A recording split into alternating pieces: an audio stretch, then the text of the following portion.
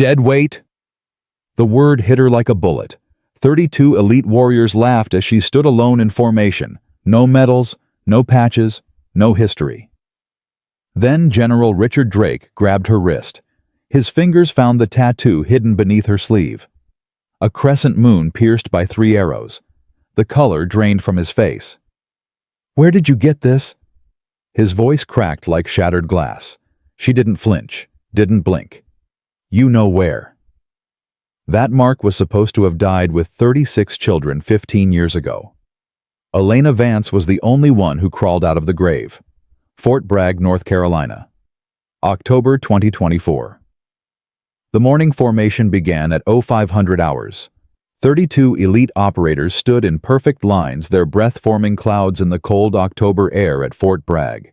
Navy SEALs, Delta Force, Marine Raiders, Air Force Pararescue. Each uniform displayed rows of ribbons, combat patches, deployment badges earned through blood and sacrifice. And then there was Elena Vance. She stood in the back row, 5th from the right. Her uniform was blank. No insignia, no decorations, nothing but standard-issue fabric and a face that revealed absolutely nothing. Sergeant First Class Marcus Cole noticed her immediately. "What the hell is that?" he muttered to the ranger beside him. "New transfer. Showed up 3 days ago." "Transfer from where? The Girl Scouts?" Laughter rippled through the formation. Elena didn't react.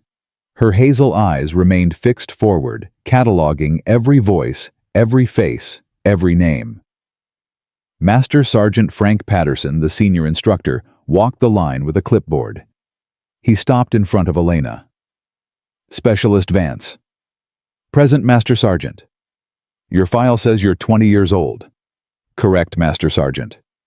"Your file also says you have 0 combat deployments, 0 specialized training certifications, and 0 explanation for how you qualified for this program."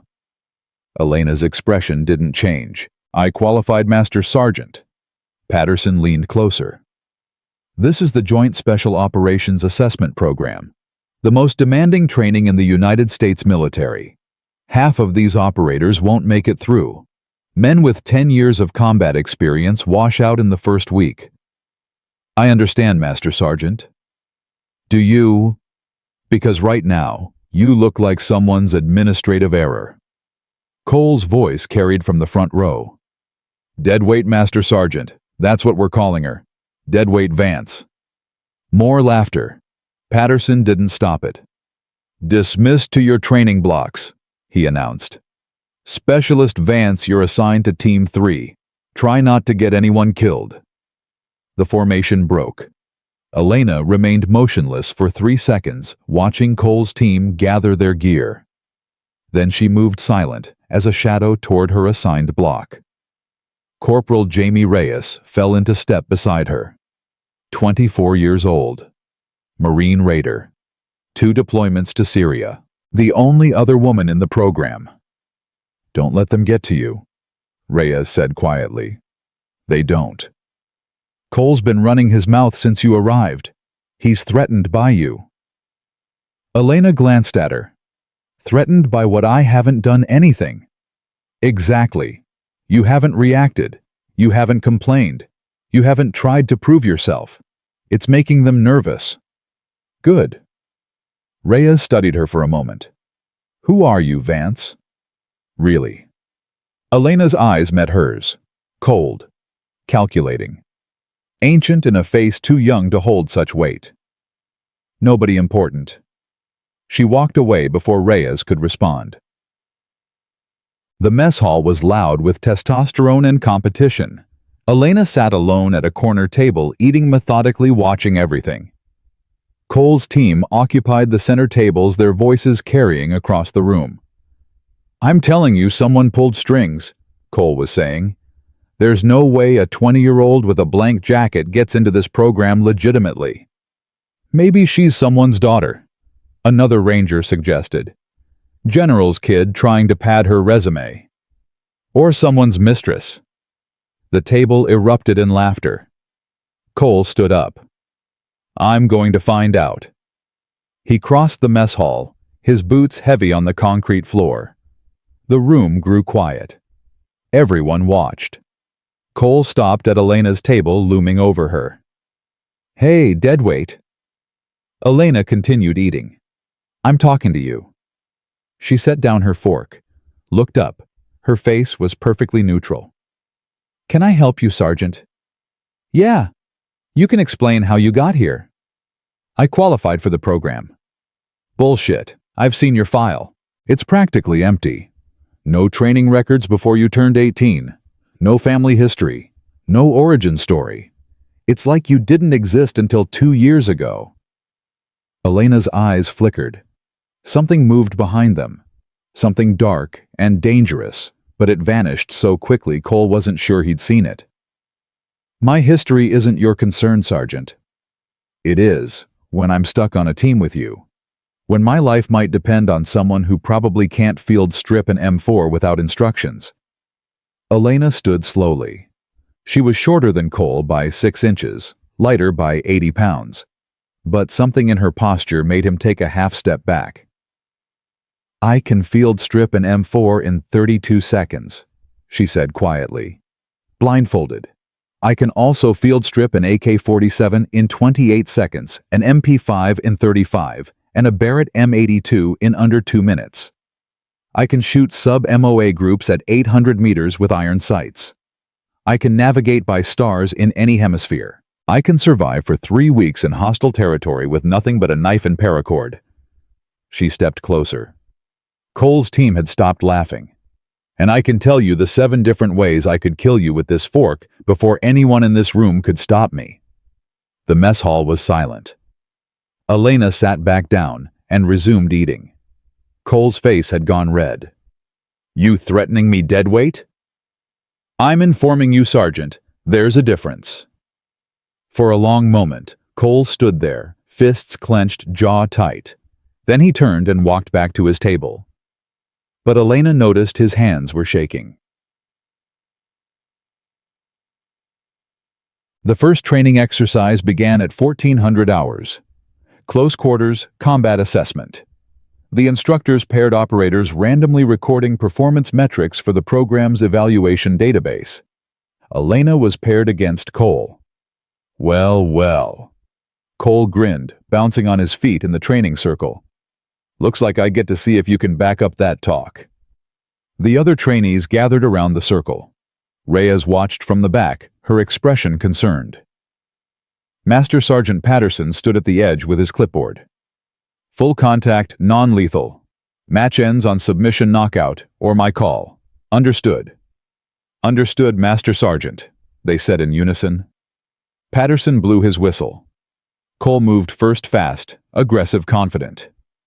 He'd been wrestling since high school, had earned his combatives instructor certification in Ranger School, had choked out men twice Elena's size. He shot for a double-leg takedown. Elena sprawled, stuffing the attempt, but Cole adjusted, caught her in a body lock, and threw her to the mat. The impact was hard. The trainees cheered. "Come on, Deadweight," someone yelled. "At least make it interesting." Cole mounted her, moving to secure a dominant position. Elena bucked once, twice, but couldn't escape. He wrapped his arm around her neck, setting up a rear naked choke. "Told you," he whispered in her ear. "You don't belong here." Elena tapped. Patterson blew the whistle. "Winner, Sergeant Cole. Reset."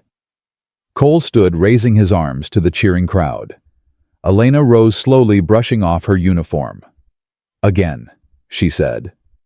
Cole turned. "What?" "Again. Best of 3. Patterson raised an eyebrow, but nodded. "Reset positions. Begin on my whistle." The second round went faster. Cole was overconfident, now sloppy. He charged straight in, and Elena let him catch her, let him throw her, let him mount her again. But this time, when he reached for the choke, her body moved. It was like watching water flow, liquid, inevitable, perfectly controlled. She trapped his arm, bridged her hips, and reversed the position in one seamless motion. Suddenly, she was on top, her forearm pressed against his throat, her knee pinning his hip. Cole struggled. She adjusted. He struggled harder. She tightened. "Tap," she said calmly. "Go to hell." She pressed harder. Cole's face went red. "Tap, Sergeant, or I crush your windpipe." "Elena," Patterson warned. She released the pressure slightly. Cole tapped. The crowd was silent now. "Tied at 1 each," Patterson announced. "Final round." Cole stood, his breath ragged, his eyes burning with humiliation. "Lucky escape, Deadweight. Won't happen twice." Elena said nothing. She reset her position. Waited. The whistle blew. Cole charged, and Elena moved. Later, the other trainees would argue about what they'd seen. Some said it was wrestling. Some said it was jiu-jitsu. Some said it was something they'd never witnessed in any training program, any combat school, any martial arts discipline they knew. In 4 seconds, Cole was on the ground. His arm was hyperextended. His shoulder was 1 inch from dislocation. His face was pressed into the mat with Elena's knee on his neck. She didn't wait for him to tap. She just held him there, completely immobilized, while the entire room stared. "Deadweight," she whispered, so only he could hear. "That's what you called me. You were wrong, Sergeant.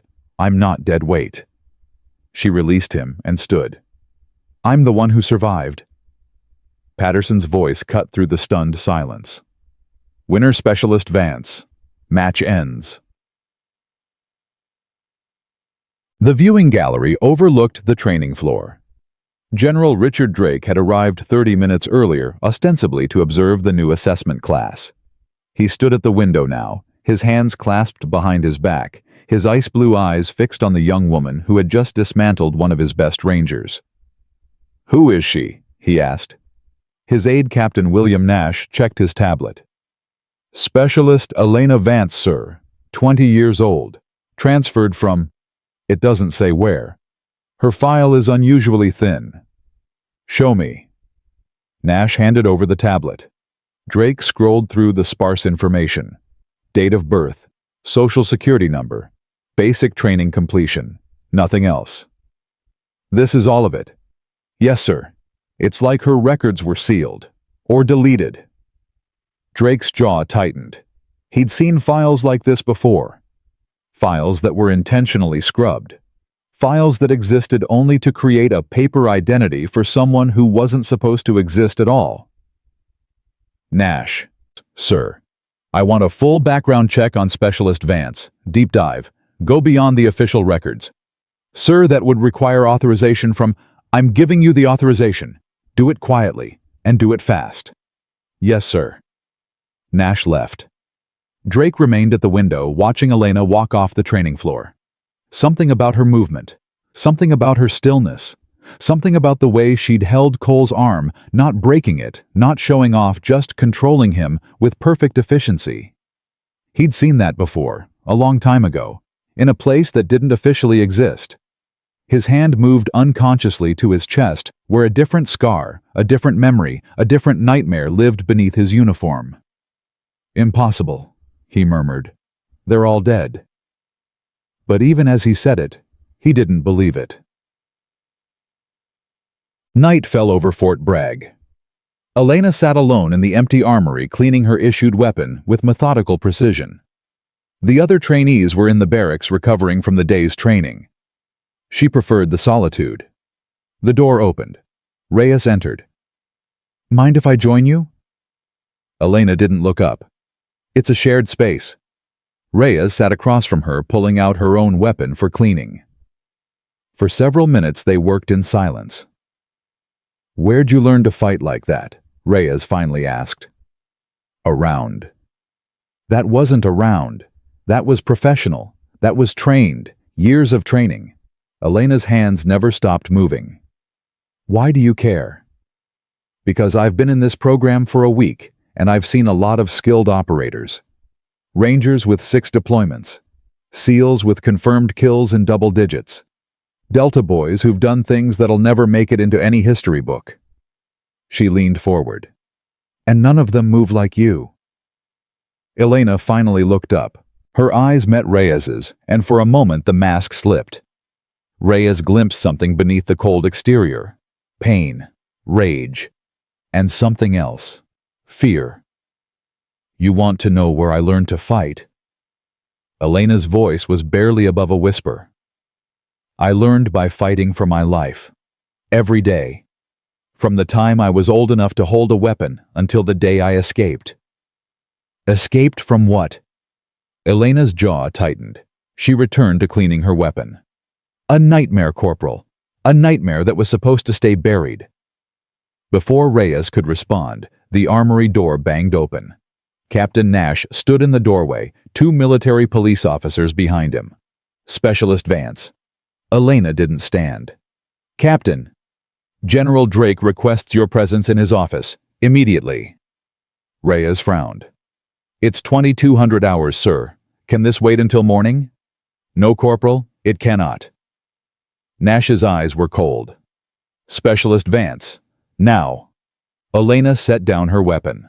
She looked at Reyes for a moment, a look that said something important, something urgent, then stood and followed Nash out of the armory. Reyes sat alone, her mind racing. Something was wrong. Something was very, very wrong. She pulled out her phone and began typing a message. General Drake's office was decorated with 40 years of military history. Photographs of deployments, commendations, medals in shadow boxes, a flag from Desert Storm, another from Afghanistan, and on his desk, a single photograph that Elena noticed immediately. A group of children in military training gear standing in front of a concrete building. Their faces were young, 8, 9, 10 years old, but their eyes were old, hard, empty. Elena recognized the building. She recognized the uniforms, and in the back row, barely visible, she recognized herself. Drake sat behind his desk, his fingers steepled, his expression unreadable. Sit down, Specialist. Elena remained standing. I prefer to stand, sir. That wasn't a request. She sat. For a long moment, Drake just stared at her. Then he reached into his desk drawer and pulled out a file folder. Do you know what this is? No, sir. It's everything we could find on you. Your entire existence summarized in 12 pages. He dropped the folder on the desk. Do you want to know what's interesting about this file, Specialist? Elena said nothing. What's interesting is that it begins on your 18th birthday, your birth certificate, your social security card, your basic training enrollment, all dated the same day. He leaned forward. It's as if you were born fully formed 2 years ago. No childhood, no parents, no history, just a name, a number, and a set of skills that shouldn't exist in someone your age. Elena's hands were steady. Her voice was calm. I had a difficult childhood, sir. I prefer not to discuss it. I'm sure you do. Drake stood walking around the desk. But I'm not asking about your preferences, Specialist. I'm asking about your origins. He stopped in front of her chair, looking down. Who trained you? The Army trained me, sir. Before the Army. Who made you what you are? Elena's jaw tightened. I don't know what you mean, sir. Don't you? Drake's voice dropped. Show me your left wrist. For the first time, Elena's composure cracked. A flicker of something, panic perhaps, or calculation, crossed her face. My wrist, sir. You heard me. Left sleeve up. Now. Elena didn't move. Drake reached down and grabbed her arm. His grip was strong, strong enough to hurt, and he yanked her sleeve up before she could stop him. The tattoo was there. Small, black, precise. A crescent moon pierced by 3 arrows. Drake's face went white. His grip faltered. He stumbled back as if he'd been shot. That's impossible, he whispered. That's impossible. Elena stood slowly. Her mask was gone now. In its place was something cold and ancient and absolutely lethal. What's the matter, General? You look like you've seen a ghost. You can't be. Drake's voice cracked. They're all dead. I was told they were all dead. You were lied to. Who are you? Elena smiled. It was not a pleasant smile. My name is Elena Vance. My father was Master Sergeant Daniel Vance, Chief Instructor of Project Nightfall. 15 years ago, someone ordered the termination of that program. Someone ordered the murder of 37 children to bury the evidence. She stepped closer. 36 of those children are dead, General, but I survived. Drake's hand moved toward his sidearm. Elena was faster. In one motion, she had his wrist locked. His arm twisted, his body pinned against the desk. His sidearm clattered to the floor.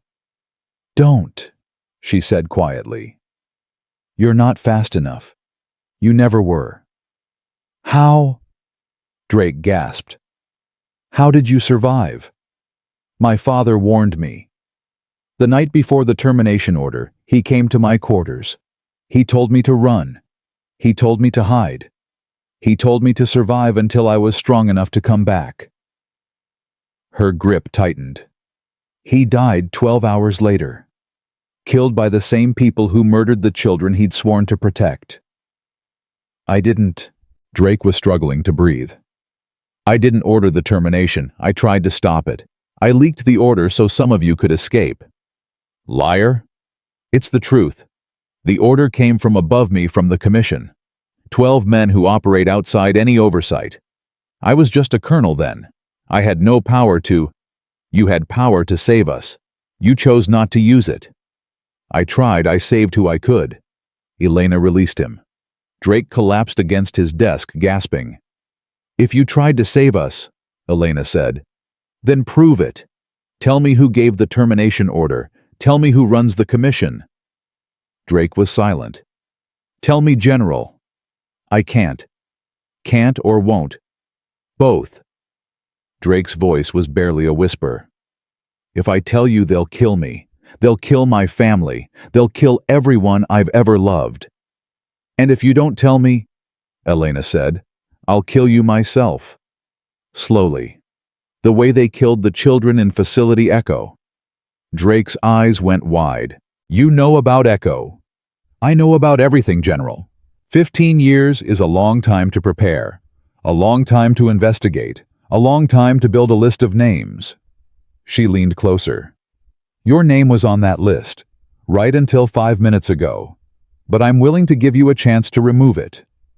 "How?" "Help me.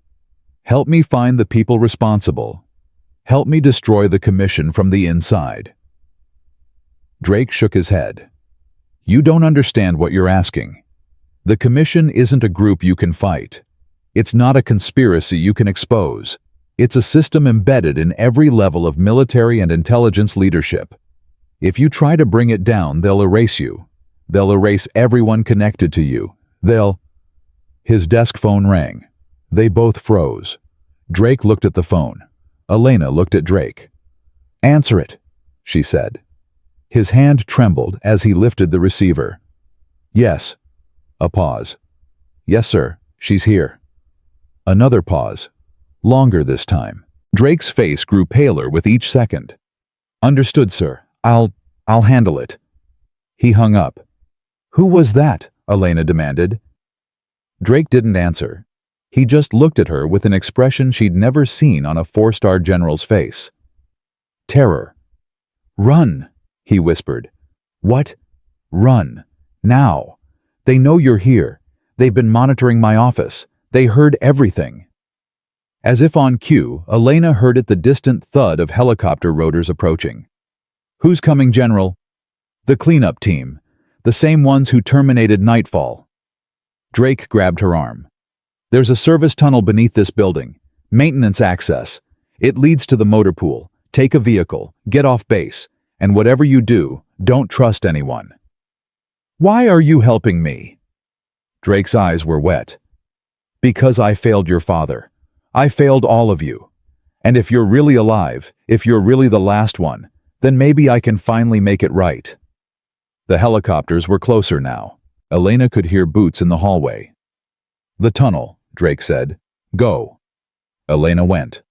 Behind her, she heard Drake's door burst open. She heard shouting. She heard his voice raised in protest. Then she heard a single gunshot. And then silence. The tunnel was dark and cold. Elena ran, her footsteps echoing off concrete walls, her mind racing faster than her legs. Drake was dead. Whoever controlled the commission had killed a 4-star general to keep his secrets buried, which meant they would do anything to kill her. She emerged in the motor pool, scanning the rows of vehicles. A Humvee was closest, but too slow. A transport truck too conspicuous. Her eyes settled on a motorcycle, a dirt bike used by base security for perimeter patrols. 30 seconds later, she was on the road. The helicopters were circling the administrative building now. She could see their searchlights in her mirrors, hear their rotors pounding the air. They hadn't spotted her yet. She killed her headlight and rode into the darkness. At the perimeter fence, she stopped. The main gates would be locked down by now. Every checkpoint would have her description. Getting off base legally was impossible. But Elena had studied the base layout for weeks. She knew where the fence was weakest. She rode east toward the training ranges. The fence there was older, built before the security upgrades. And there was a drainage culvert that ran beneath it, too small for vehicles, but just large enough for a person. She found it in the dark, guided by memory alone. Abandoned the bike. Crawled through mud and stagnant water until she emerged on the other side.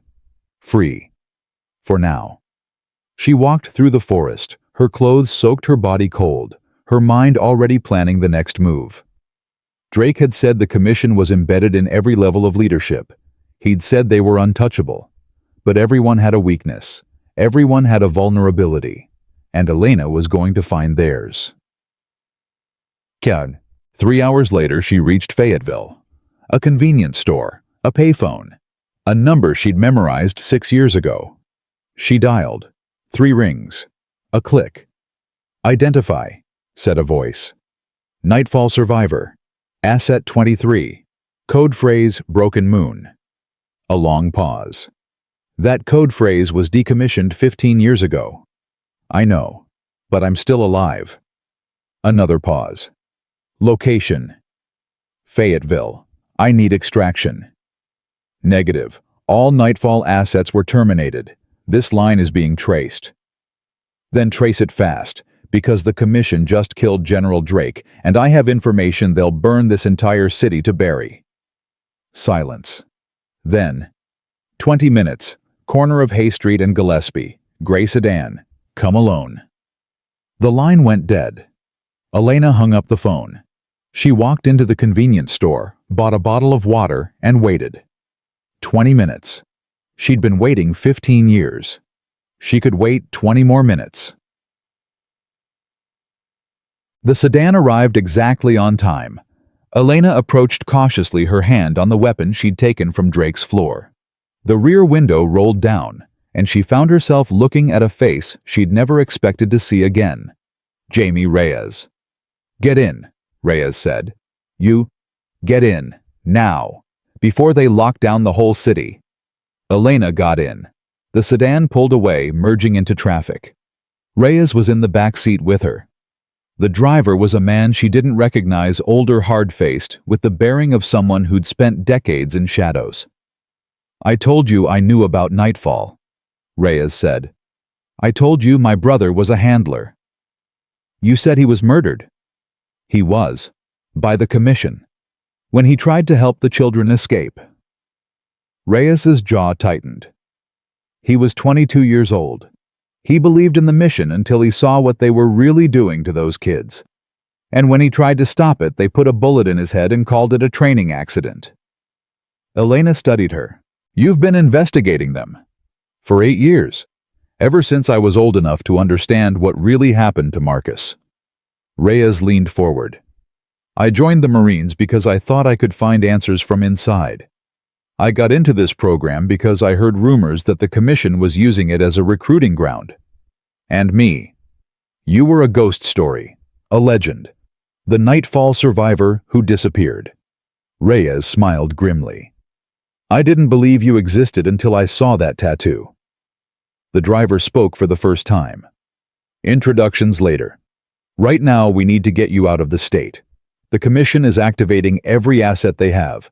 Local police, federal agencies, private contractors. You're the most wanted person in America right now, and nobody even knows your name. Where are we going? Safe house, Virginia. We'll regroup there and plan next steps. Elena looked out the window at the passing lights. There are no next steps. Not for me. I came here to do one thing. Kill everyone responsible. Yes. Rhea shook her head. That's not justice. That's suicide. I don't care about justice. I care about ending it. Then you'll die and they'll win. Reyes grabbed her arm. Listen to me. The Commission has been operating for 40 years. 12 of the most powerful men in American intelligence and defense. They've survived investigations, whistleblowers, journalists, everyone who's ever tried to expose them. You can't just shoot your way through. Watch me. No, I'm offering you something better. Reyes's eyes were intense. I'm offering you a chance to bring the whole thing down, not just kill a few people and die in the process. Actually destroy them, expose them. Make sure no one can ever rebuild what they created. Elena was silent. Your father died protecting children, Reyes continued. Is this what he'd want, for you to throw your life away on a suicide mission? You didn't know my father? No, but I knew my brother, and he would have wanted me to do this right, to honor the children who died by making sure it never happens again. The sedan rolled through the night, carrying them toward Virginia, toward safety, toward something that Elena had never allowed herself to consider. Hope. Tell me your plan, she finally said. Reyes smiled. First, we find out what the Commission is hiding, and I think I know where to start. She pulled out her phone, showing Elena a photograph. It was a woman, mid-20s, professional, standing at a Pentagon podium. Her name is Olivia Whitmore. She's the Deputy Secretary of Defense's daughter, and she has no idea that her father runs the Commission. Elena looked at the photo. She's our way in. The sedan disappeared into the darkness, and somewhere in Washington, in a secure facility beneath the Pentagon, a phone rang. Sir, we have a problem. The Nightfall survivor escaped. A pause. Then find her, and this time make sure she stays dead. The sedan rolled through the Virginia countryside as dawn broke over the horizon. Elena hadn't slept. She'd spent the entire 6-hour drive memorizing the photograph of Olivia Whitmore, studying every detail of the woman's face, her posture, her smile. You're going to burn a hole through that phone, Reyes said. Tell me everything you know about her. Reyes shifted in her seat. 28 years old, Georgetown law top of her class. Joined the Pentagon's Public Affairs Office 3 years ago. She's clean, Elena, genuinely clean. She has no idea what her father really does. How can you be sure? Because I've been watching her for 6 months. She asks questions, dangerous questions, about classified budget allocations, about programs that don't officially exist, about money that disappears into black holes and never comes back. Elena looked up. She's investigating her own father. She doesn't know it yet. But yes, she's pulling threads that lead directly to the Commission. Reyes leaned forward. 3 weeks ago, she requested access to records from something called Project Nightfall. The request was denied within 4 hours, faster than any bureaucratic denial I've ever seen. Elena's blood went cold. She knows about Nightfall. She knows the name. That's it. But she's smart enough to know that when someone buries something that fast, it means there's something worth finding. The driver, the older man who still hadn't introduced himself, spoke without turning around. We're 10 minutes out. I need to know if we're bringing her to the primary site or the backup. Primary, Reyes said. We need the full setup. Who is he? Elena asked. Someone who's been fighting the Commission longer than either of us has been alive. The driver glanced at her in the rearview mirror. His eyes were hard but not unkind. Name's Thomas Mercer. I was CIA for 30 years, Deputy Director of Operations, until I started asking the wrong questions about the wrong programs. Mercer. Elena's voice sharpened. There was a Dr. Helen Mercer at Fort Bragg, psychological evaluator. She interviewed me during the assessment program. The sedan swerved slightly. Mercer's knuckles went white on the steering wheel. Helen is my daughter. She was Nightfall's chief psychologist. She selected which children would become assets and which would be eliminated. I know what she did. Mercer's voice cracked. I know what she became. But she's not the enemy anymore. She helped murder children. She helped murder children because they had a gun to her head. Because they told her that if she didn't cooperate, they would kill everyone she loved, including me. Mercer's jaw tightened. When the termination order came, she was the one who leaked the evacuation routes. She saved who she could, including you. Elena went still. What? The drainage tunnel at Facility Echo, the one your father used to get you out. Who do you think told him about it? Elena's mind raced. The night of the evacuation, her father had appeared at her quarters with a map showing passages she'd never seen before, routes that weren't on any official blueprint. She gave him the map, Elena whispered. She gave him everything she could. And when it wasn't enough, when they realized what she'd done, she ran, changed her name, changed her face, embedded herself in the system to monitor any survivors. She was monitoring me at Fort Bragg. She was protecting you, making sure no one connected your file to Nightfall. Mercer pulled the sedan onto a gravel road. Helen isn't your enemy, Elena. She's been waiting 15 years for someone like you to finish what she started. The sedan stopped in front of a farmhouse. It looked abandoned, weathered paint, sagging porch windows dark.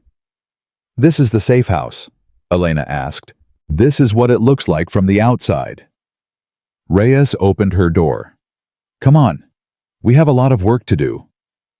Inside the farmhouse was transformed. The main floor was empty, but a hidden staircase led down to a basement filled with screens, servers, and communications equipment. A war room built beneath a decaying shell. And standing in the center waiting for them was Dr. Helen Mercer. She looked older than Elena remembered, thinner. Her eyes carried the weight of decades of guilt. You survived, Helen said. Her voice trembled. After all this time, you actually survived. Elena's hand moved toward her weapon. Give me one reason not to kill you right now. Because I can give you the commission. Every name, every operation, every crime they've committed for the last 40 years. Helen stepped forward. I've been collecting evidence since the day I escaped. Files, recordings, financial records. Everything you need to destroy them. Why should I trust you? You shouldn't. I was part of the machine that murdered your friends. I selected children for termination based on psychological profiles. I told myself it was necessary that the ones who couldn't be controlled were too dangerous to live. Tears streamed down her face. I was wrong. I was a coward and a monster, and I've spent 15 years trying to atone for what I did. So no, Elena. You shouldn't trust me, but you should use me, because I know things about the commission that no one else alive knows. Elena's hand stayed on her weapon. What things? I know who gives the orders, the real power behind the 12 public members. Helen's voice dropped. His name is James Whitmore, Deputy Secretary of Defense, Olivia's father. And he's not just running the commission anymore. What do you mean? He's rebuilding Nightfall, a new program, new children. He calls it Project Phoenix. The room went silent. Elena felt something break inside her, the last fragment of hope that maybe somehow it was over. That the nightmare had died with the 36 children buried in unmarked graves. Where? She whispered. A facility in West Virginia. Facility Echo, the same location where the original terminations happened. He's using the same buildings, the same training protocols, the same methods. How many children? Helen's voice cracked. 30. Elena's legs gave out. She caught herself on a table, her breath coming in ragged gasps. 30 children, she repeated. 30 children going through what we went through. That's why we need you, Reyes said. Not just to expose the commission, To save those kids before Phoenix goes operational. When? 6 weeks, maybe less. Helen pulled up a file on one of the screens. Whitmore is planning to deploy the first Phoenix assets on a domestic operation assassination of Senator Mitchell, the chairman of the Intelligence Oversight Committee. Once that happens, Phoenix becomes permanent, untouchable. Elena straightened. Her eyes were dry now, cold. Then we have 6 weeks to bring it all down. We have a plan, Reyes said. But it requires getting close to Whitmore, close enough to access his private files, his communications, his inner circle. Through Olivia. Through Olivia. She's our way in. Reyes pulled up the photograph again. She works at the Pentagon. She has access to areas we can't reach, and she's already asking questions that make her father nervous. You want me to use her? I want you to save her. Because if Whitmore finds out what she's been investigating, he'll kill his own daughter to protect the commission. Elena studied the photograph. Olivia Whitmore looked nothing like a monster's daughter. She looked idealistic, hopeful, innocent. She looked like Elena had looked before everything was taken from her. How do I get close to her? Helen stepped forward. I've created an identity for you. Sarah Mitchell, civilian contractor, junior analyst in the Pentagon's Public Affairs Office. Your desk will be 20 feet from Olivia's. When do I start? 3 days. Enough time to learn the cover, memorize the building layout, and establish your legend. Elena nodded slowly. And while I'm inside, Thomas and I will be running support from here. Communications intelligence extraction if things go wrong. Helen's eyes met hers. You won't be alone, Elena. Not anymore. Elena looked around the room at Reyes, at Thomas, at Helen. People who had lost as much as she had. People who had been fighting the commission in their own ways for years. She wasn't used to allies, wasn't used to trust, but she was used to adapting. 3 days, she said. Let's get to work. The next 72 hours were brutal.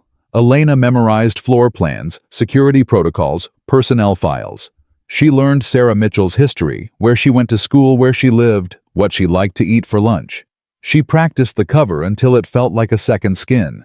Reyes drilled her on Pentagon procedures. Thomas coached her on surveillance detection. Helen walked her through Whitmore's psychology, his patterns, his paranoia, his weaknesses. He's brilliant, Helen explained. But he's also arrogant. He's been operating without consequences for so long that he's forgotten what it feels like to be afraid. That's his vulnerability. He doesn't believe anyone can touch him. Then we make him believe. On the second night, Elena sat alone in the basement, studying Phoenix's organizational chart. Names and faces of handlers, trainers, administrators, people who were doing to 30 new children what had been done to her. Reyes found her there at midnight. You should sleep. I'll sleep when this is over. Reyes sat beside her. Can I ask you something? You can ask. What do you remember from Nightfall? From before? Elena was quiet for a long moment. When she spoke, her voice was distant. I remember being cold. Always cold. The facility was underground and they kept the temperature low to build our tolerance. I remember the training 16 hours a day of combat infiltration assassination techniques. I remember the tests. Tests. Psychological conditioning. They would put us in scenarios designed to break us, lock us in rooms for days without food, force us to fight each other for resources, make us watch other children fail and see what happened to them. Her hands clenched. I remember my father. He was the chief instructor, but he wasn't like the others.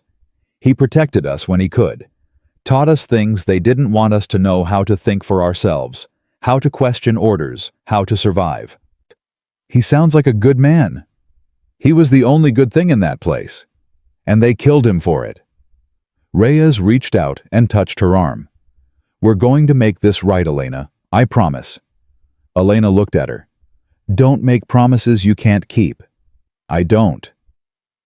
The morning of the third day, Elena stood in front of a mirror, wearing business casual clothes and a visitor's badge that said, Sarah Mitchell Contractor.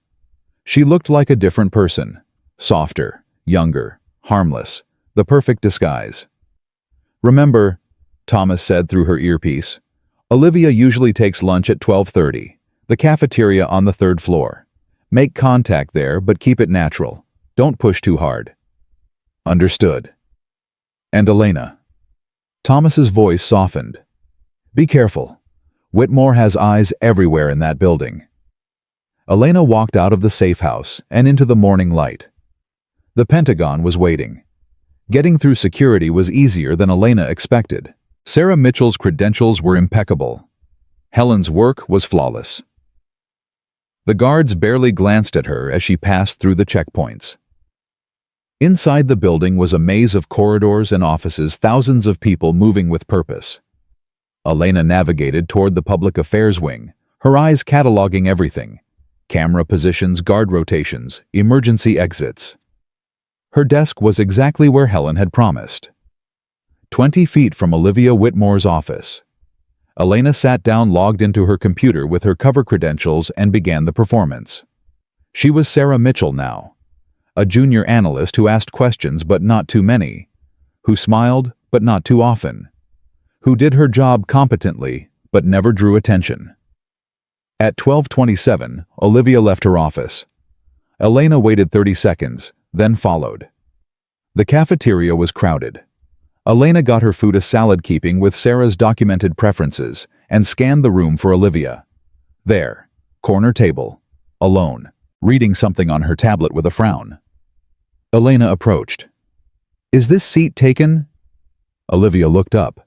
Her eyes were sharp, assessing. Go ahead. Elena sat. They ate in silence for a few minutes, two strangers sharing a table in a busy cafeteria. Then Olivia spoke. You're new. Started today. Sarah Mitchell Contractor. Olivia Whitmore Public Affairs. She didn't offer her hand. Which firm? Nexus Analytics. Data Systems Support. Nexus. Olivia's frown deepened. I don't recognize that name. We're small. Mostly background stuff. You probably wouldn't. Olivia studied her for a long moment. Elena felt the weight of her attention, intelligent, probing, suspicious. Then Olivia smiled. Well, welcome to the Pentagon, Sarah. Try not to let it crush your soul. That bad? Let's just say the bureaucracy here could survive a nuclear apocalypse. Cockroaches and requisition forms, that's what would be left. Elena laughed. It surprised her. She hadn't laughed in years. They talked for the rest of lunch. Nothing important. Work complaints, coffee preferences, the particular hell of Pentagon parking, small talk that meant nothing on the surface. But beneath it, Elena was cataloging Olivia's speech patterns, her concerns, her interests. The way her eyes darkened when she mentioned certain classified projects. When lunch ended, Olivia stood. Same time tomorrow, Sarah. I'd like that. Elena watched her walk away. Then she touched her earpiece. Contact made. Good work, Thomas replied. Now the real operation begins. Over the next 2 weeks, Elena and Olivia became friends. It happened gradually, naturally. Shared lunches became shared coffee breaks. Coffee breaks became after-work drinks at a bar near the metro station. Olivia was funny, smart, and deeply frustrated with a system she believed in but couldn't trust. I became a lawyer because I wanted to make a difference. Olivia said one evening, 3 glasses of wine in. I joined public affairs because I thought transparency was the answer. Sunlight is disinfectant, you know. And now I realize there are rooms in this building that sunlight will never reach. Programs that don't exist on any budget. People who answer to no one. She shook her head. Sometimes I wonder if I'm just rearranging deck chairs on the Titanic. Elena leaned forward. What kind of programs? Olivia hesitated, then quietly. Have you ever heard of something called Nightfall? Elena's heart stopped. No, what is it? I don't know. That's the problem. I found a reference to it in an old budget document, A footnote in a footnote, basically. But when I tried to request the files, I got shut down faster than I've ever seen. Like someone was watching for that exact query. Did you tell anyone? Who would I tell? My father? Olivia laughed bitterly. He's Deputy Secretary of Defense. He's part of whatever system is hiding these things. You think your father knows? I think my father knows a lot of things he doesn't tell me. Olivia finished her wine. I think there's a version of him that I've never met. A version that would scare me if I looked too closely. Elena felt something she hadn't expected. Sympathy. Olivia wasn't just an asset to be exploited. She was a daughter trying to understand a father she loved but couldn't trust, just like Elena had been once. What would you do, Elena asked carefully, if you found out he was involved in something terrible? Olivia was quiet for a long moment. I'd expose him, she finally said. I'd burn it all down if I had to, because the truth matters more than loyalty, more than love. She met Elena's eyes. Does that make me a bad daughter? No, Elena said softly. It makes you brave. That night, Elena reported back to the safe house. She's ready, she told the team. She wants the truth. She just needs someone to show her where to look. Then we show her, Reyes said. Carefully, one piece at a time. How much do we reveal? Helen stepped forward. Start with the money. The budget anomalies she's already found. Guide her toward the patterns funds flowing to facilities that don't exist, contractors that are shell companies, projects that have no paper trail. And when she asks what they're hiding, then we tell her about Phoenix. Helen's voice hardened. We tell her that her father is building an army of child soldiers, and we let her decide what to do with that information. Elena nodded slowly. She'll want proof. We have proof. Documents, recordings, photographs. Everything I've gathered for 15 years. Helen pulled up a file on the main screen. This is the insurance policy. When Olivia sees this, she'll have no choice but to act. Elena studied the file. Financial records, personnel files, medical reports from Facility Echo, photographs of children in training, young faces with old eyes just like hers had been, and one photograph that made her blood run cold. A girl, 10 years old, dark hair, hazel eyes, the same eyes that stared back at Elena from every mirror. Who is this? She whispered. Helen's voice caught. Her name is Maya. She's one of the Phoenix children. She's your sister, Elena. The room spun. I don't have a sister. You do. You did. She was born after your father's death. Your mother was pregnant when she went into hiding. The commission found them 6 years ago. They killed your mother and took Maya. Elena's hands shook. Why didn't you tell me? Because I only confirmed it 3 days ago. I've been trying to identify the Phoenix children, and when I ran Maya's DNA through the database, Helen's voice broke. She's Daniel Vance's daughter, your half-sister, and she's in that facility right now being turned into what they tried to make you. Elena grabbed the edge of the table. Her vision blurred. Her breath came in ragged gasps. A sister.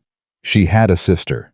And that sister was being destroyed piece by piece in the same hell Elena had escaped 15 years ago. When do we move? Elena's voice was steady now. Cold. We need more time to... When do we move? Reyes stepped forward. 2 weeks. We need Olivia to get us access codes, building layouts, guard schedules. Without that information, any extraction attempt is suicide. 2 weeks. Elena turned to face the team. In 2 weeks we hit Facility Echo. We get those children out. And we end Phoenix permanently. And Whitmore? Thomas asked. Elena's eyes were fire and ice. Whitmore dies last, after he watches everything he built collapse around him, after he knows that his own daughter helped bring him down. She looked at Maya's photograph one more time. Hold on, she whispered. I'm coming. 3 days later, Elena sat across from Olivia in a secure conference room at the Pentagon. She'd requested the meeting under cover of discussing a data systems upgrade. "Close the door," Elena said. Olivia frowned. "Sarah, what's going on?" "My name isn't Sarah, and I need you to listen very carefully to what I'm about to tell you." Elena pulled out a folder and placed it on the table. "Your father runs a secret organization called the Commission. For 40 years, they've operated outside any oversight: assassinations, illegal weapons programs, human experimentation. Everything hidden behind layers of classification and shell companies." Olivia's face went pale. "That's insane." "Is it?" Elena opened the folder. "Look at these budget documents. Look at the money flowing to facilities that don't appear on any map. Look at the contractors who don't exist. The projects with no congressional approval. The children. Children." Elena slid a photograph across the table. Maya's face stared up at them. "Her name is Maya. She's 10 years old. Right now she's being held in a facility in West Virginia, being trained as a Black Ops asset. There are 29 other children with her. Your father calls it Project Phoenix."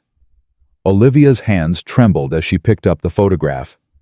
"This is impossible. My father would never." "Your father ordered the execution of 37 children 15 years ago. I know because I was one of them."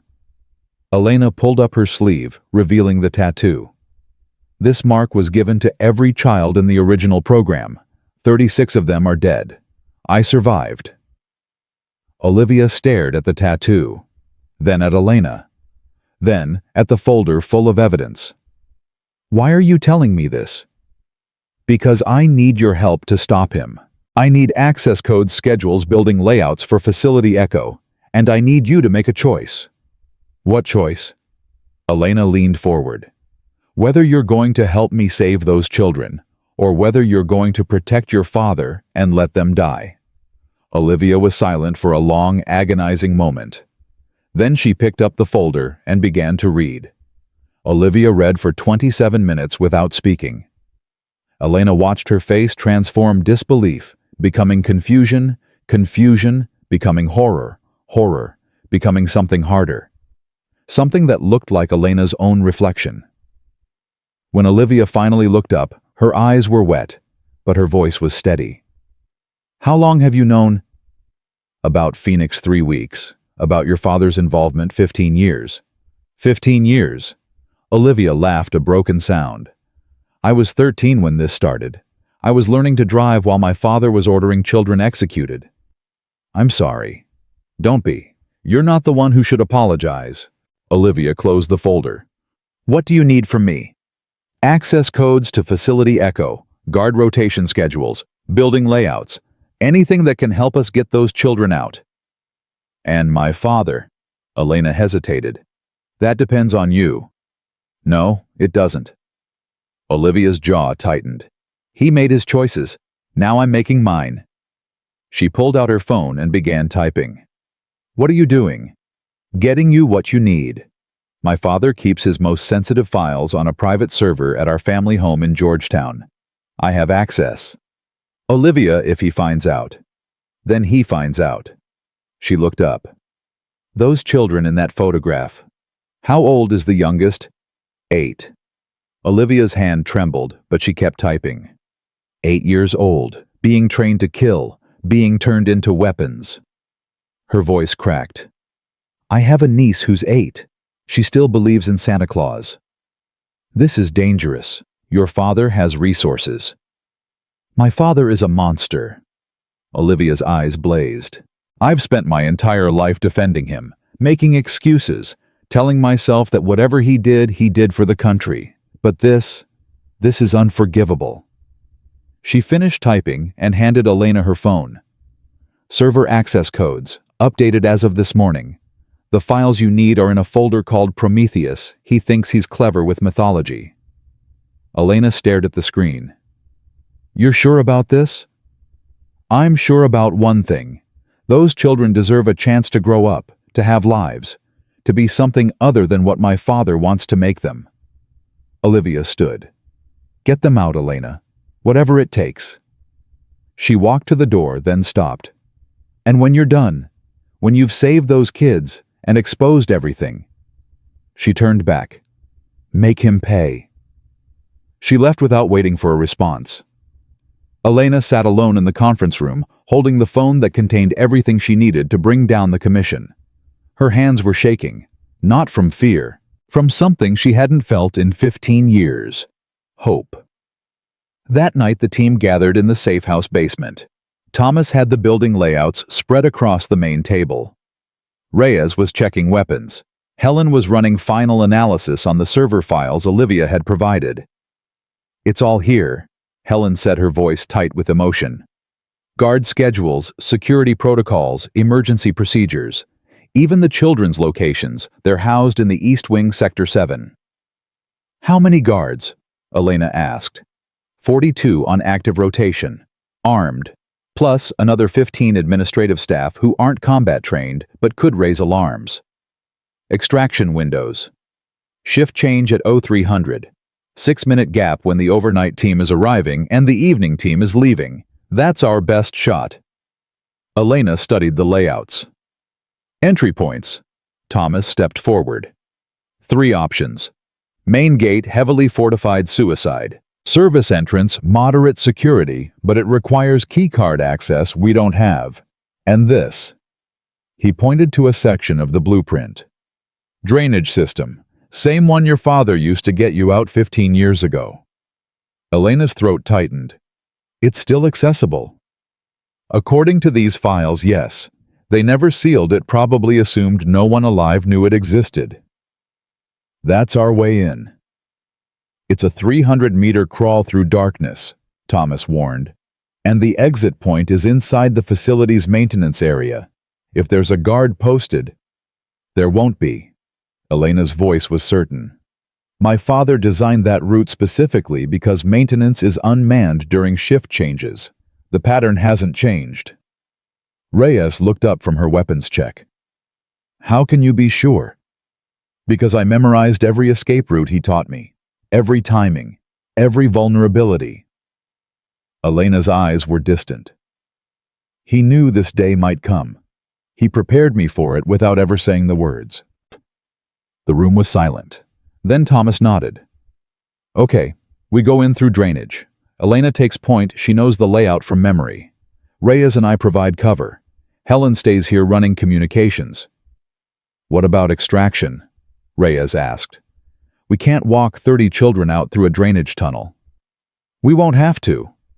Thomas pulled up another image.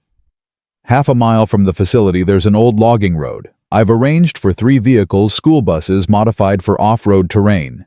We get the children to the East Wing exit, move them through the forest to the logging road, and we're gone before anyone knows what happened. And if something goes wrong, then we improvise. Thomas met Elena's eyes. That's what your father taught, isn't it? Adapt and overcome.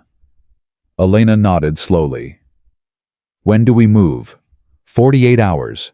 Tomorrow night we do final reconnaissance. The night after we execute. That's not enough time. It's all we have. Helen's voice was urgent. I intercepted a communication from Whitmore's office. He's moving the Phoenix deployment timeline up. Senator Mitchell's assassination is scheduled for next week. Next week? You said we had 6 weeks. Something spooked him. Maybe he suspects there's a leak. Maybe he's just paranoid. Helen shook her head. Either way, if we don't move in 48 hours, those children will be deployed. And once that happens, there's no going back. Elena looked around the room. Thomas steady and experienced. Reyes fierce and determined. Helen desperate for redemption. And herself. The survivor. The ghost. The last sword of nightfall. 48 hours, she said. We'll be ready. The next morning, Elena's phone buzzed with an unknown number. She stared at it for 3 rings before answering. Hello. Elena Vance. The voice was male, calm, cultured, familiar in a way that made her skin crawl. Or should I call you Sarah Mitchell? Or perhaps Asset 23. Her blood went cold. Who is this? You know who this is? We've never met in person, but I've been watching you for 15 years. waiting for you to surface. Whitmore. Deputy Secretary Whitmore, if we're being formal. But yes. A soft laugh. I have to say I'm impressed. Surviving the termination. Building a new identity. Infiltrating my daughter's confidence. You're everything Daniel promised you would be. Elena's grip tightened on the phone. What do you want? A conversation, face to face. Just the two of us. So you can kill me. If I wanted you dead, you'd already be dead. I have assets in every major city. I knew your location within 6 hours of General Drake's unfortunate demise. Whitmore's voice hardened. No, Elena. I want to talk, because I think we can help each other. I don't help monsters. Monsters! Another laugh. I'm a patriot. Everything I've done.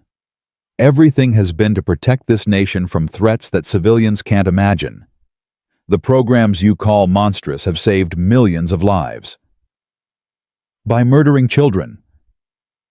By creating assets capable of operations no conventional soldier could survive. Your father understood that. He was the best instructor we ever had because he believed in the mission. My father died trying to stop you. Your father died because he lost faith, because he allowed sentiment to override duty. Whitmore's voice softened. But you, Elena, you're different. You completed your training. You survived conditions that broke every other asset. You have capabilities that can't be replicated. Get to the point. The point is that I'm offering you a choice. Join Phoenix. Lead the program your father helped create. Use your skills to protect your country instead of destroying the only people who understand what you truly are.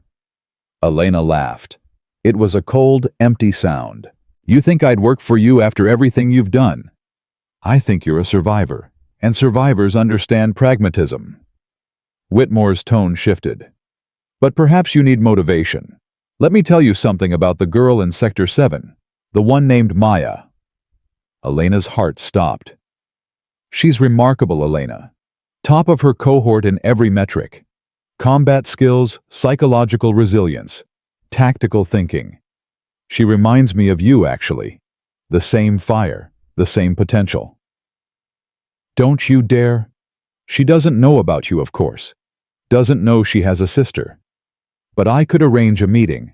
I could let you see her, talk to her, explain who you really are. In exchange for what? In exchange for your cooperation. Lead Phoenix. Help me complete what your father started. And in return, Maya lives. She thrives. She becomes everything she's capable of being. Elena was silent for a long moment. Then, you're afraid. Excuse me. You're afraid of me. That's why you're calling. That's why you're offering deals instead of sending kill teams.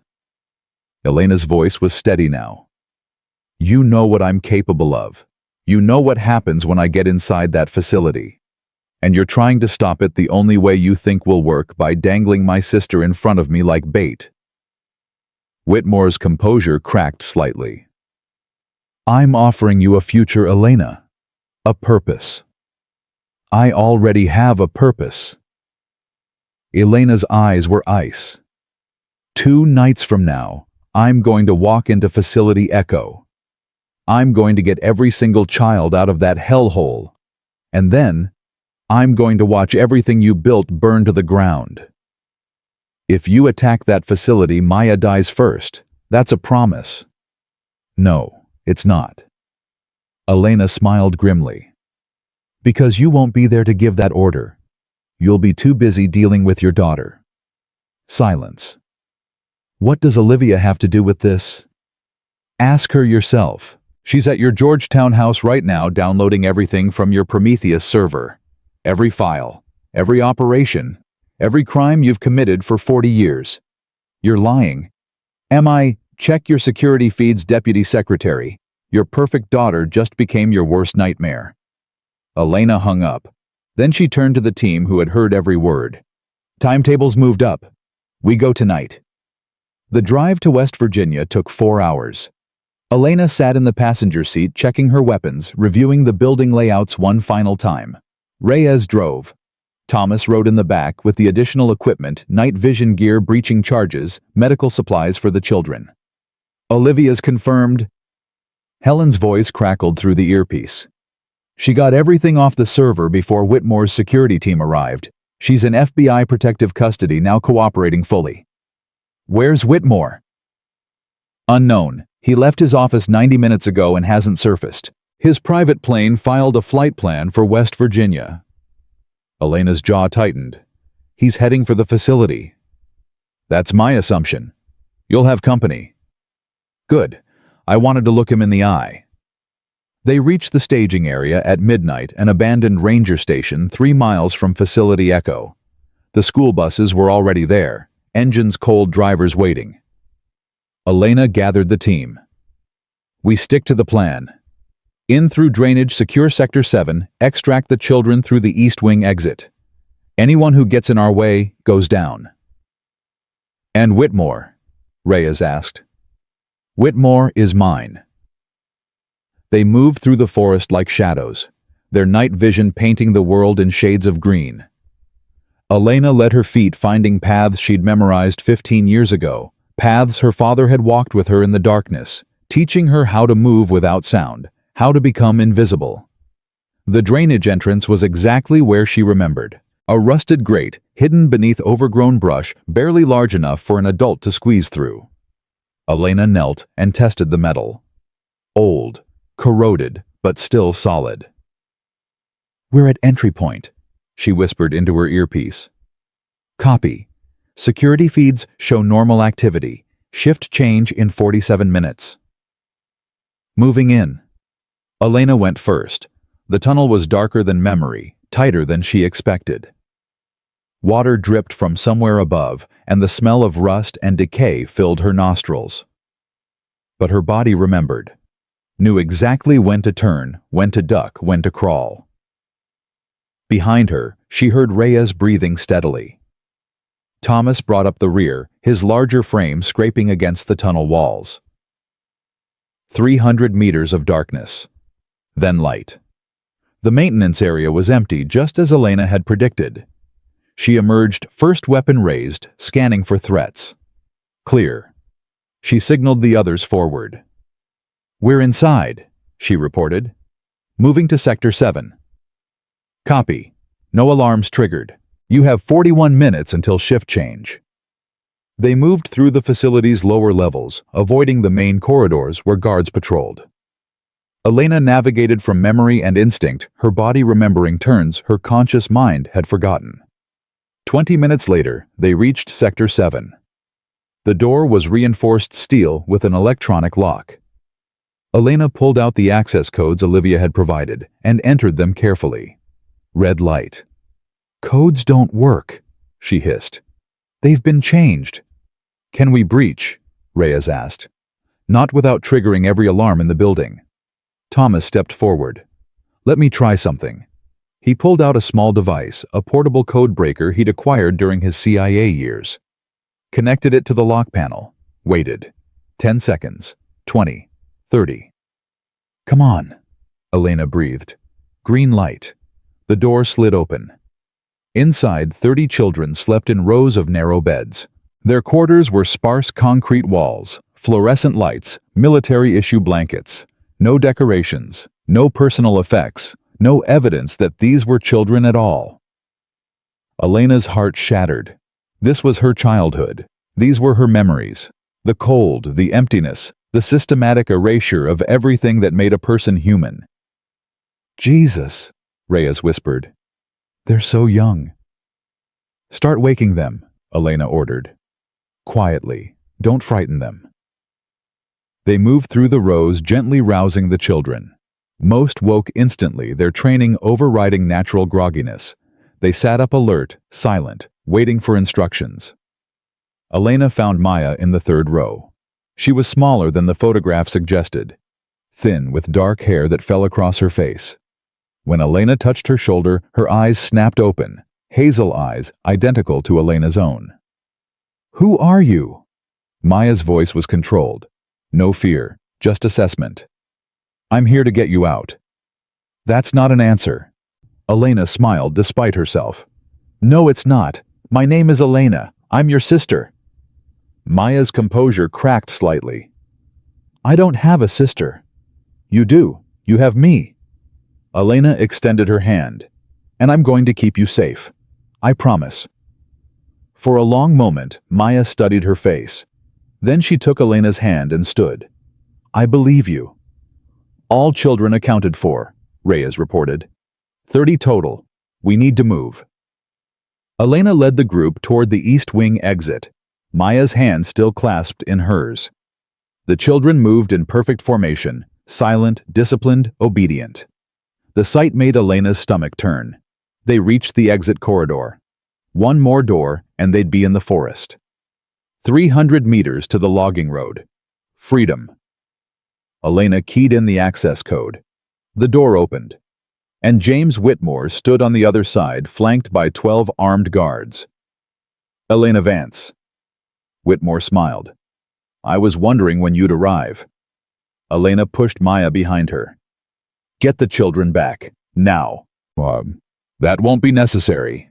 Whitmore raised his hand, and his guards lowered their weapons. I'm not here to stop you. What? I'm here to make a deal. Whitmore stepped forward, hands open. You want these children safe. Take them. Walk out of here right now, and I won't stop you. Why? Because you were right. I am afraid of you. Whitmore's smile faded. You've exposed me. My daughter has betrayed me. The FBI is preparing warrants as we speak. In 24 hours, I'll be the most wanted man in America. So you're just letting us go? I'm buying time. Whitmore's eyes hardened. Take the children. Take your people. Leave this facility. And give me a head start. Elena laughed. You think I'm going to let you disappear? I think you have a choice. You can try to capture me now, in which case my guards will fight, and some of these children will die. Or you can let me walk away and everyone survives. Elena looked at the children behind her, 30 young faces watching her with expressions that ranged from confusion to fear to desperate hope. Then she looked at Maya, her sister, the family she never knew she had. You have 2 minutes, Elena said through gritted teeth. Then I'm coming for you. Whitmore nodded. That's all I need. He turned and walked into the darkness. His guards followed. Elena stood motionless, every instinct screaming at her to pursue. But she didn't move, not until the children were safe. East Wing is clear, she reported, moving to extraction. Copy. Vehicles are standing by. They moved through the forest in a long column, 30 children surrounded by 3 operators who had just defied the most powerful Black Ops organization in America. The night was cold, but Elena barely felt it. Her mind was already racing ahead, planning the next move. Whitmore had escaped, but not for long. The logging road appeared through the trees. 3 school buses waited, engines running, drivers ready. Load them up, Elena ordered. Fast. The children climbed aboard in orderly rows, training that served them well, even in rescue. Within 4 minutes, all 30 were seated. Elena stood at the bus door watching Maya through the window. Her sister pressed her hand against the glass, and Elena pressed her own hand against it from outside. I'll find you, she mouthed. I promise. Maya nodded. The buses pulled away. Elena watched until their taillights disappeared into the darkness. Then she turned to Reyes and Thomas. Whitmore has a helicopter landing pad half a mile east. That's where he's heading. We're going after him. I'm going after him. Elena checked her weapon. You 2 get to the vehicles. Meet me at the extraction point in 1 hour. Elena. This is Personal Reyes. This is the man who killed my father, who murdered 36 children, who would have murdered 30 more. Her voice was cold. He doesn't get to run. Reyes hesitated. Then she nodded. 1 hour. Don't be late. Elena ran. Through the forest over terrain she'd memorized as a child, toward the sound of helicopter rotors spinning up in the distance. Her legs burned, her lungs screamed, but she didn't slow down. She reached the landing pad just as Whitmore was climbing into the cockpit. Whitmore. He turned. Their eyes met. And then the world exploded. The helicopter erupted in flames, a ball of fire that threw Elena backward, sent shrapnel slicing through the air. She hit the ground hard, ears ringing, vision blurred. When she looked up, she saw a figure walking toward her through the smoke. Not Whitmore. A woman. Tall. Familiar. Dr. Helen Mercer. She held a detonator in her hand. "I'm sorry," Helen said, "but he couldn't be allowed to talk. There are secrets even you don't know, Elena. Secrets that would destroy everything." Elena struggled to her feet. "What are you doing?" "Protecting the mission. The real mission." Helen's eyes were cold. "Did you think Nightfall ended with the termination order? Did you think Phoenix was Whitmore's only project?" "What are you talking about?" "I'm talking about Genesis, the next evolution." Helen stepped closer. "Whitmore was a puppet, Elena. A front man. The real power has always been somewhere else. Someone else." "Who?" Helen smiled. "Me." Elena's world tilted sideways. Helen Mercer. The woman who had given her father the escape routes. The woman who had spent 15 years supposedly gathering evidence against the commission. The woman Thomas called his daughter. The real power behind everything. "You're lying." Elena said, her voice hoarse from smoke and shock. "I'm many things, Elena. A liar isn't one of them." Helen stepped closer, the burning helicopter casting flickering shadows across her face. "Everything I told you was true. I did help children escape. I did leak the termination order. I did spend 15 years gathering evidence." "Then why?" "Because Nightfall was never supposed to end. Whitmore thought he was in charge, but he was always just a useful face. Someone to take the fall when things went wrong." Helen's eyes gleamed. "I created Nightfall. I designed the training protocols. I selected every child, including you." Elena's hand moved toward her weapon. "Don't." Helen's voice was sharp. "I have 12 operatives in the forest around us. All former Nightfall assets, children. I save children who understand that what we do is necessary. Necessary, you call murdering children necessary. I call evolution necessary." Helen's voice softened. "The world is changing, Elena. Threats are emerging that conventional forces can't handle. Terrorism, cyber warfare, biological weapons. We need operatives who can think faster, move faster, kill faster than any normal human. So you turn children into weapons. I turn potential into power. The children who couldn't adapt, yes, they were terminated. But the ones who survived, they're extraordinary. You're extraordinary." Helen extended her hand. "Join me, Elena. Lead Genesis. Become what you were always meant to be." Elena stared at the outstretched hand. For one terrible moment, she considered it. All her life she'd been running, hiding, fighting to survive in a world that had tried to erase her. Helen was offering her a place, a purpose, power. Then she thought of Maya, of the 30 children on those buses, of the 36 who had died screaming in Facility Echo. "No!" Elena drew her weapon and fired in one motion. The bullet caught Helen in the shoulder, spinning her backward. But before Elena could fire again, something slammed into her from behind a body tackle that drove her into the ground and sent her gun flying. She rolled, twisted, came up fighting. Her attacker was fast-trained, relentless, a young man in his 20s, with dead eyes and movements that mirrored her own. Nightfall, one of the survivors Helen had mentioned. Elena blocked his strike, countered with an elbow to the throat, swept his legs. He went down, but recovered instantly, coming at her with a knife that appeared from nowhere. She caught his wrist, redirected the blade, used his momentum to throw him into a tree.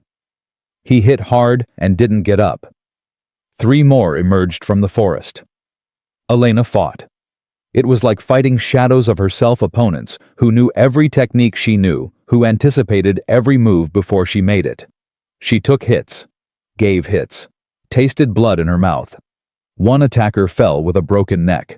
Another collapsed when Elena drove her knee into his solar plexus. The third caught her from behind, arms wrapping around her throat in a chokehold. Her vision darkened. Then a gunshot. The pressure released. Elena spun to see Reyes standing at the tree-line weapon, raised the third attacker crumpling at her feet. "Thought you might need backup," Reyes said. "I told you to go." "Yeah, well, I'm bad at following orders." Reyes scanned the clearing.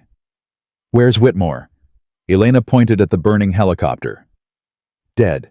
But we have a bigger problem. The woman who just limped into the forest, bleeding.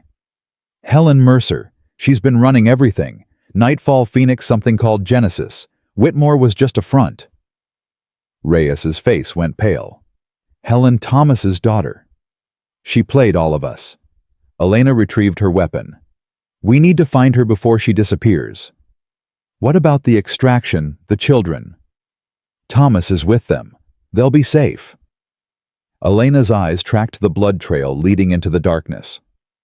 "Helen won't be." They moved through the forest following the crimson drops that marked Helen's path. The trail was erratic. She was wounded, disoriented, but still dangerous. "She said she has 12 operatives," Elena warned. "We've taken down 4. That leaves 8. Great odds. I've had worse." The blood trail ended at a concrete structure half buried in the hillside, an emergency bunker camouflaged to look like part of the terrain. The door stood open. "Trap?" Reyes asked. "Definitely." "Going in anyway?" "Definitely." They entered back-to-back weapons, sweeping the darkness. Emergency lighting cast everything in red, fitting Elena thought for what was about to happen. The bunker descended. Stairs, then a corridor, then a heavy blast door that had been left ajar. Beyond it, a command center. Screens covered every wall, displaying feeds from dozens of locations, military bases, government buildings, private residences. Maps marked with colored pins, files stacked on tables. A communications array that could reach anywhere in the world. And Helen slumped in a chair at the center console, one hand pressed against her bleeding shoulder. "Impressive, isn't it?" Helen's voice was weak but steady. 40 years of work. Every operation, every asset, every piece of leverage the Commission ever gathered. And you destroyed it in one night. "Where are the others?" Elena demanded. "Your operatives." "Gone. I sent them away when I realized you wouldn't be stopped." Helen laughed bitterly. "You're too much like your father, Elena. He never knew when to quit either." "My father was a hero." "Your father was a fool." Helen's eyes flashed. "He could have been the greatest operative in American history. Instead, he threw it all away for sentiment. For you. He threw it away because what you were doing was wrong." "Wrong?" Helen struggled to her feet, swaying. "I was building something that would protect this nation for generations. A force that couldn't be corrupted, couldn't be compromised, couldn't be defeated. And Daniel Vance destroyed it because he couldn't accept that sacrifice is necessary." "Sacrifice?" Elena's voice cracked. "You murdered children, Helen. Children who trusted you. Children who had no choice." "Everyone has a choice. The ones who died simply chose wrong." Helen moved toward the console. "But it doesn't matter now. Genesis will continue without me. The protocols are already in place. The next generation is already being selected. I'll stop them." "You can't. You don't even know where to look." Helen smiled. "Genesis isn't a facility, Elena. It's an idea. A method. It exists in 100 different programs across a dozen countries. Even if you exposed everything here, you'd only scratch the surface. Then I'll scratch deeper. Or..." Helen's hand hovered over the console. "You could let it end. Let me trigger the purge protocol. Destroy every file, every record, every trace of what we built. Walk away knowing that at least this chapter is closed. And you, I'm dying anyway. Your bullet nicked an artery. I have maybe 20 minutes before I bleed out." Helen's voice softened. "Let me die knowing that my work meant something. That the children I trained, the ones who survived, will have a chance to disappear, to be free. Elena stared at her. You expect me to believe you care about them? I care about excellence, about potential, about creating something that transcends ordinary human limitations. Helen's eyes met hers. I cared about you, Elena. From the moment I saw your scores, your psychological profile, your capacity for growth. You were the best we ever produced. I'm not your creation. Aren't you? Helen smiled sadly. Everything you are, your skills, your resilience, your ability to survive, it all came from Nightfall, from me. You can hate what I did, but you can't deny that it made you. Elena was silent. Because Helen was right. Everything she was, everything she could do, it had been forged in the nightmare of Facility Echo, shaped by training that had killed 36 others, refined by survival. She was Nightfall's greatest success, and its greatest failure. The children on those buses, Elena said quietly. Maya, the others. They'll never be free of what you did to them. They'll carry it for the rest of their lives. Then help them carry it. Helen's voice was urgent. Lead them. Teach them. Show them that survival isn't the end, it's the beginning. Like my father tried to show me? Yes, exactly like that. Helen's hand trembled over the console. Let me do this one thing, Elena. Let me destroy the records and give those children a clean start. They deserve that much. Elena looked at Reyes. Reyes shook her head slightly. Don't trust her. But Elena wasn't thinking about trust.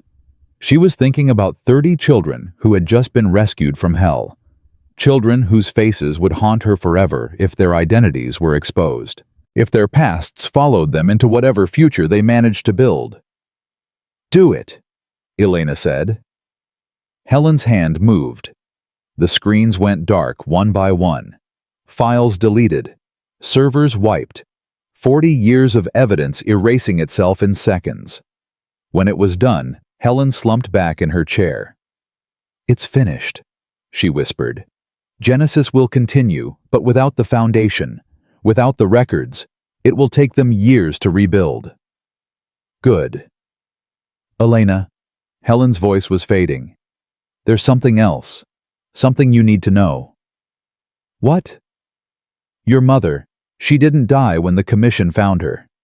Helen's eyes were closing. She's alive. They've been keeping her in a facility in Montana. Leverage in case you ever surfaced. Elena's heart stopped. What? Margaret Vance. That's her name. The woman who gave birth to you and Maya. She's been their prisoner for 20 years. You're lying. I'm dying. Why would I lie? Helen's hand reached out, grasping Elena's wrist with surprising strength. Save her. Save your mother. And then, burn Genesis to the ground. Her grip loosened. Her eyes closed. Helen Mercer died in the red emergency lighting, surrounded by the ruins of everything she'd built. Elena stood motionless. Her mother was alive. For 20 years, she'd believed both her parents were dead. Her father killed in the termination order. Her mother, she'd been told her mother died in childbirth. Another lie. Another piece of her history stolen by people who saw her as nothing but an asset. Elena. Reyes's voice was gentle. We need to go. This place could have backup security automated alerts. Montana, Elena said. We're going to Montana. Elena, we just extracted 30 children. We have Helen's body. We have evidence to expose. My mother is alive. Elena turned her eyes blazing. She's been a prisoner for 20 years. While I was training to be a weapon, while I was hiding, while I was planning revenge, she was locked in a cell somewhere alone. We don't even know if Helen was telling the truth. Then we find out. Elena strode toward the exit. Contact Thomas. Tell him to get the children to the FBI facility. Olivia's there, she'll protect them. Then meet me at the staging area. And then, Elena stopped at the door. Then we go get my mother. The drive to the staging area took 40 minutes. Elena spent every second on her phone accessing Helen's network through back doors the dead woman had never suspected she'd discovered. The Virginia safe house had backup servers that Helen had claimed were destroyed, but weren't. She found the Montana facility in the third database she searched. Project Lazarus, a black site built into an abandoned mine complex near Glacier National Park. Officially decommissioned in 2003. Unofficially a long-term detention facility for high-value assets. Margaret Vance was listed as Detainee 7. Acquisition date June 14, 2004. The year Elena was 4 years old. The year she'd been told her mother died. "I found it," Elena said as Reyes pulled into the staging area. "The facility, it's real." "How many guards?" "Minimal, 12 on rotation. The site was designed for long-term containment, not active operations." "So we can hit it." "We can try." Elena looked up from her phone. "But I'm not asking you to come." "Too bad. I'm coming." Reyes. "My brother died trying to help children escape from these people. You think I'm going to walk away now when we're this close to bringing down the whole thing?" Reyes shook her head. "We do this together. All the way." Elena studied her for a long moment. Then she nodded. "Thank you." Thomas was waiting at the staging area, his face gray with exhaustion and grief. "Helen," he said. "Is it true? Was she really?" "Yes." Elena's voice was flat. "She was running everything. Nightfall, Phoenix, Genesis. All of it." Thomas closed his eyes. "I should have known. I should have seen it. She fooled all of us." "She was my daughter." Thomas's voice cracked. "I raised her. I taught her. I thought I knew who she was. The person you raised died a long time ago. The woman I met tonight was something else." Elena touched his arm. "But before she died, she told me something. My mother is alive. She's being held in a facility in Montana." Thomas looked up. Margaret is alive." "You knew her." "I knew Daniel. We served together before he joined Nightfall." Thomas's eyes were wet. "He loved her. Talked about her constantly. When they told us she died in childbirth, he was devastated. She didn't die. She's been a prisoner for 20 years. Then we get her out." Thomas straightened, grief hardening into determination. "Helen is gone. Whatever she built is dying. But if Margaret is alive, if we can save her, then at least something good comes from this nightmare. The children, safe. Olivia's people have them. The FBI is processing Helen's evidence, what's left of it after the purge." Thomas moved toward the vehicles. "I can have us in Montana by morning." "No." Elena stopped him. "You're exhausted. You just learned your daughter was a monster. Stay here. Coordinate with Olivia. Make sure the children are protected." "Elena, I need someone I trust on this end. Someone who knows the system, knows how to navigate the fallout." She met his eyes. "Can you do that?" Thomas hesitated. Then he nodded. "I can do that. But Elena, when you find Margaret, tell her something for me." "What?" "Tell her Daniel never stopped loving her. Tell her he talked about her every day, right up until the end." Thomas's voice broke. "Tell her she wasn't forgotten." "I will." Elena and Reyes drove through the night. The landscape changed as they moved North Virginia hills, giving way to Pennsylvania farmland, then the industrial sprawl of Ohio, then the flatlands of Indiana and Illinois. They stopped only for gas and coffee, taking turns at the wheel while the other slept fitfully. Elena dreamed of her father. He was standing in the drainage tunnel the night of the evacuation, holding her hand as they crawled through the darkness. "Remember everything I taught you," he was saying. "Remember who you are. Remember that you're not what they made you. You're what you choose to become." She woke with tears on her face. "Bad dream?" Reyes asked. "Memory." Elena wiped her eyes. "My father, the night he saved me." "Tell me about him." So Elena talked. For hours, as the miles rolled past, she told Reyes about Daniel Vance, his quiet strength, his gentle humor, The way he'd sneak her extra food when the rations were short. The stories he'd tell about the outside world, a world she'd never seen, but desperately wanted to know. "He sounds like a good man," Reyes said. "He was the best man I ever knew, and they killed him for it. We're going to make them pay." "I know." They reached Montana as the sun was setting. The facility was exactly where the database said it would be, a complex of buildings half buried in the mountainside, surrounded by chain-link fencing and warning signs about mining operations. Elena surveyed the perimeter through binoculars. 2 guards at the main gate, camera coverage on the fence line. Looks like Helen's intel was accurate. Minimal security. Entry point. Service tunnel on the north side. Old mine shaft that connects to the main facility. Elena lowered the binoculars. "We go in fast, neutralize the guards, find my mother, and get out. And if there are more defenses inside, then we adapt." They moved as darkness fell. The service tunnel was cramped and smelled of decades-old dust. Elena led her flashlight, cutting through the blackness, her weapon ready. After 200 meters, they reached a door, rusted but functional. Elena tested the handle. Locked. She pulled out her picks. 30 seconds later, the door swung open. The facility beyond was silent. Long corridors, flickering lights, the hum of old generators struggling to maintain power. "This way," Elena whispered, following the layout she'd memorized. "Detention wing is on the lower level." They descended stairs that groaned under their weight. The air grew colder, damper. They were deep underground now, deep enough that no one would hear screaming. The detention wing held 12 cells. 11 were empty. The 12th contained a woman. She was thin, painfully thin, with gray hair that might have been dark once. Her eyes were closed, but her chest rose and fell with shallow breaths. "Mom." The word came out as a whisper. Elena's hands trembled as she worked the cell lock. "Mom, can you hear me?" The woman's eyes opened, and Elena saw herself. The same hazel eyes, the same high cheekbones, the same stubborn set to the jaw. "Who?" Margaret's voice was hoarse, damaged by years of disuse. "Who are you?" "I'm Elena." Tears streamed down Elena's face. "I'm your daughter. I'm here to take you home." Margaret stared at her. For a long moment, she didn't speak.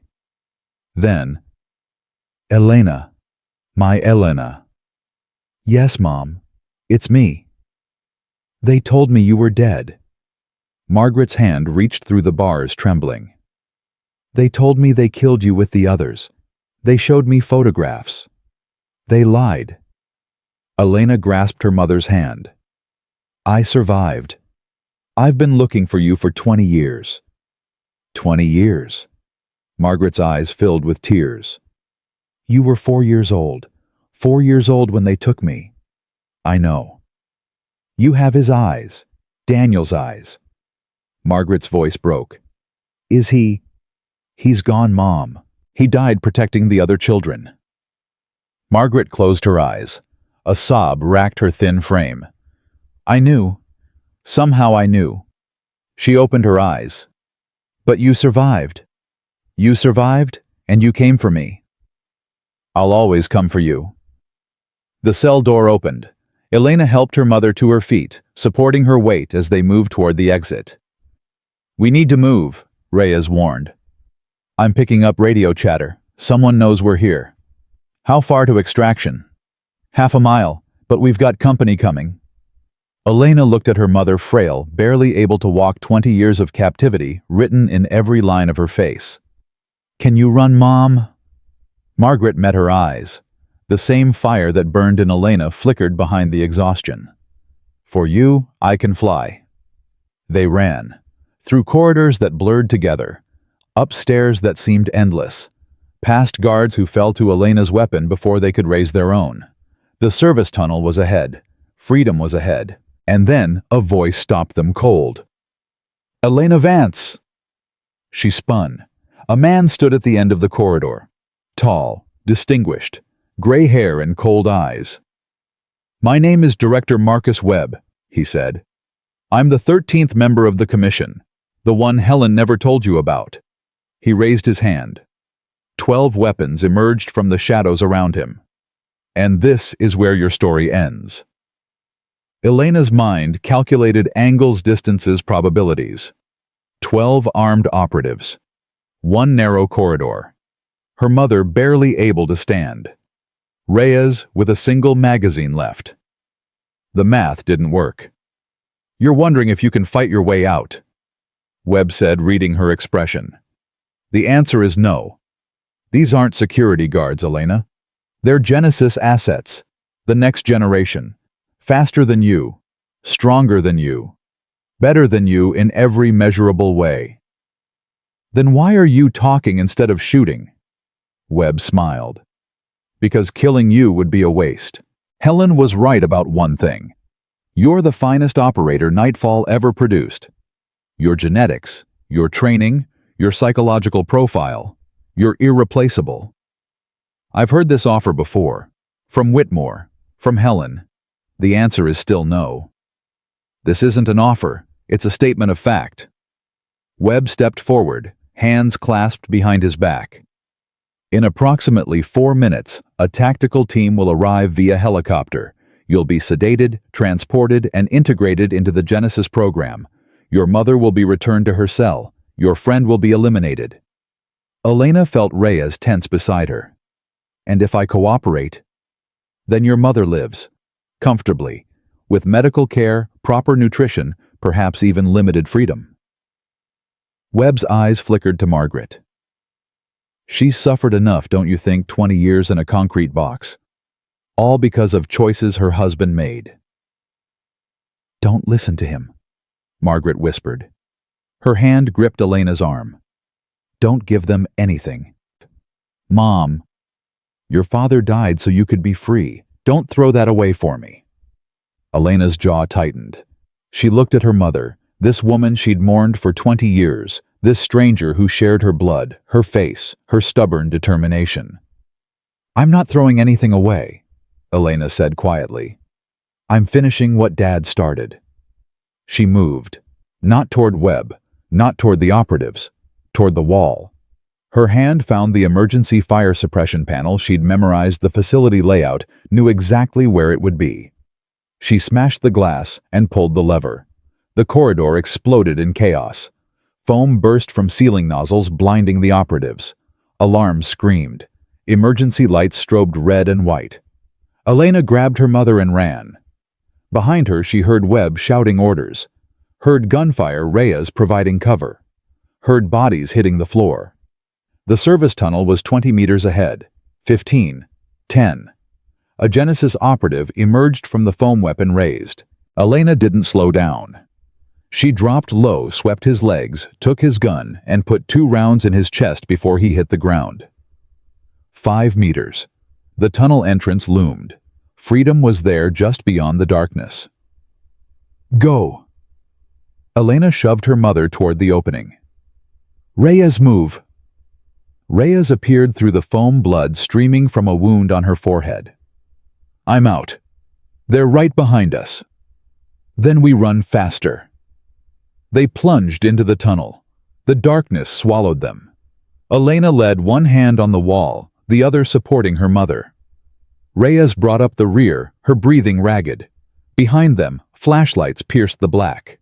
Voices echoed. Footsteps pounded. "They're gaining!" Reyes gasped. "I know." "Elena, if we don't make it..." "We're making it." The tunnel curved. Elena remembered 50 more meters to the exit. 50 meters to the mountainside. To the vehicle waiting in the darkness. 40 meters. 30. A hand grabbed her ankle.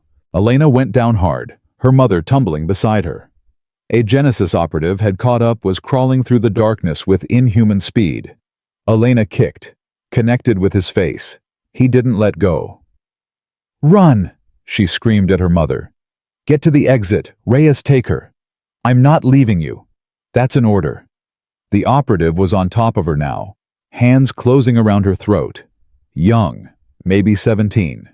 His eyes were empty, no fear, no hesitation, no humanity, just mission. Elena understood that emptiness. She'd lived with it for years. But she wasn't empty anymore.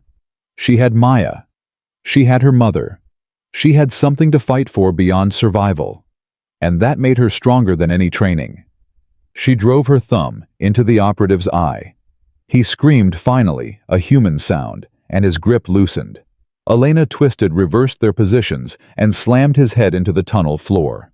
Once, twice, 3 times. He stopped moving. Elena scrambled to her feet and ran. The exit was ahead. Moonlight spilled through the opening. She could see Reyes silhouetted against the sky helping Margaret through. 10 meters. 5. She burst into the open-air lungs, burning legs, screaming. "The car!" Reyes was already moving, half-carrying Margaret toward the tree line. "Elena, come on!" Elena sprinted. Behind her, more operatives emerged from the tunnel. Weapons fired. Bullets whipped past her head. The car was there. Engine running. Thomas behind the wheel. "Get in!" Elena dove into the back seat. Reyes shoved Margaret in beside her. Doors slammed. Thomas floored it. The car lurched forward, tires spraying gravel. Behind them, the operatives fired until the darkness swallowed the muzzle flashes. Then silence. Elena lay on the back seat, gasping. Her mother was pressed against her, trembling. Reyes was in the front, checking her wounds. "Is everyone alive?" Thomas's voice was tight. "We're alive," Elena managed. "Webb." "Still back there, with whatever's left of his team." Thomas nodded grimly. "Then we're not done." "No." Elena pushed herself upright. "We're not." They drove through the night. Thomas had arranged a safe house in Missoula, a cabin owned by a former intelligence officer who owed him favors. They arrived as dawn painted the mountains pink and gold. Elena helped her mother inside. Margaret was exhausted, barely conscious, but she refused to let go of Elena's hand. "Stay with me," Margaret whispered. "Just for a little while. I've missed so much." "I'm not going anywhere, Mom." She sat beside her mother's bed, holding her hand, watching her sleep. 20 years of captivity had stolen so much: her health, her youth, her life with the family she'd created. But Margaret was alive. She was free. That was enough. For now. Reyes found Elena an hour later, still sitting vigil. "Thomas is on the phone with Olivia. The FBI is preparing warrants for Webb and the remaining commission members. Will it be enough?" The evidence from Helen's servers, what wasn't purged, it names names, dates, operations, combined with Olivia's testimony and what we recovered from Facility Echo. Reyes shrugged. "It's enough to start. The rest will come." "And the children?" "Safe. Maya's been asking about you." Reyes smiled slightly. "She's a tough kid. Reminds me of someone." Elena looked at her mother's sleeping face. "She's my sister. I have a sister. You have a family now. A real one." Reyes touched her shoulder. "Don't waste it, Elena. Don't let revenge consume everything." "It's not revenge anymore." "Then what is it?" Elena was quiet for a long moment. "Purpose," she finally said. "Something worth fighting for." 3 days later, Elena sat across from Admiral Catherine Shaw in a secure facility outside Washington. Shaw was exactly as Thomas had described, sharp, formidable, and completely dedicated to dismantling the system that had protected the Commission for 40 years. "Director Webb went underground 12 hours ago," Shaw reported. "We have assets tracking him, but he has resources. It may take months to locate him." "I'll find him faster." "I don't doubt it." Shaw leaned forward. "Which brings me to why I asked you here." "I'm listening." "The Commission is exposed, but Genesis isn't dead. Helen was right about one thing: the ideology behind these programs exists in agencies around the world. Different names, different methods, same fundamental philosophy. Child soldiers, weapons programs, operations without oversight." "Exactly." Shaw pulled out a folder and slid it across the table. "I'm establishing a new unit. Officially, we don't exist. Our mandate is to identify and dismantle these programs wherever they operate, domestically, internationally, wherever the trail leads. Elena opened the folder. Inside were personnel files, Reyes Thomas Olivia Whitmore, and several names she didn't recognize. You want me to lead it? I want you to build it, your team, your methods, your rules. Shaw's eyes were intense. You know how these programs think. You know how they hide. You know how to find them. And when we find them, then you do what you do best. You tear them apart. Shaw stood. The unit is called Project Oversight. You'll have full authority to investigate classified programs operating outside legal boundaries. Resources, intelligence support, whatever you need. Elena studied the folder. A team. A mission. A chance to protect other children from the nightmare she'd survived. A chance to honor her father's sacrifice. One condition, she said. Name it. Maya. The Phoenix children. They get full support psychological care education, whatever they need to build real lives. No one uses them again. Ever. Agreed. And my mother. She stays with me, protected. Also agreed. Shaw extended her hand. Do we have a deal? Commander Vance? Elena looked at the folder, then at Shaw. Then at her own hands. Hands that had killed, had fought, had survived against impossible odds. Hands that could protect instead of destroy. She took Shaw's hand. We have a deal. 1 month later, Elena stood in the new Oversight Operations Center. It was a converted warehouse in Alexandria, Virginia, anonymous from outside, state-of-the-art within. Screens covered the walls displaying intelligence feeds from around the world. Reyes manned a communication station. Thomas coordinated logistics. Olivia Whitmore, who had resigned from the Pentagon to join them, managed legal operations and evidence chains. And Maya sat at a small desk in the corner doing homework. She'd refused to leave Elena's side since the rescue. The psychologist said it was attachment, the need for security after years of trauma. Elena understood. She'd felt the same way about her father. The Senator Mitchell case is closed, Reyes reported. The FBI arrested the last 2 operatives this morning. Genesis activity. Nothing confirmed, but we're tracking chatter in Eastern Europe, something called Project Aurora. Could be related. Elena nodded. Put it on the board. I want full analysis by end of week. Her phone buzzed. A text from an unknown number. She read it twice, then a third time. Elena. Thomas noticed her expression. What is it? She held up the phone so he could see. The message read, Webb is in Buenos Aires, warehouse district. Come alone or your mother dies. You have 48 hours. Thomas's face darkened. It's a trap. Obviously. You're not actually considering. He has someone watching my mother, someone we haven't found yet. Elena's voice was calm. Which means he has assets we haven't identified. Assets that could threaten Maya, the Phoenix children, everyone we're trying to protect. So we increase security. We find the mole. In 48 hours? Elena shook her head. He's forcing my hand. He knows I won't risk my mother. Not again. Then I'm coming with you. No, you're staying here, protecting everyone while I'm gone. Elena looked around the operations center. This is what matters now. The mission, the children. If something happens to me, nothing is going to happen to you. If something happens to me, Elena repeated, you keep this going. Promise me. Thomas was silent for a long moment. Then he nodded. I promise.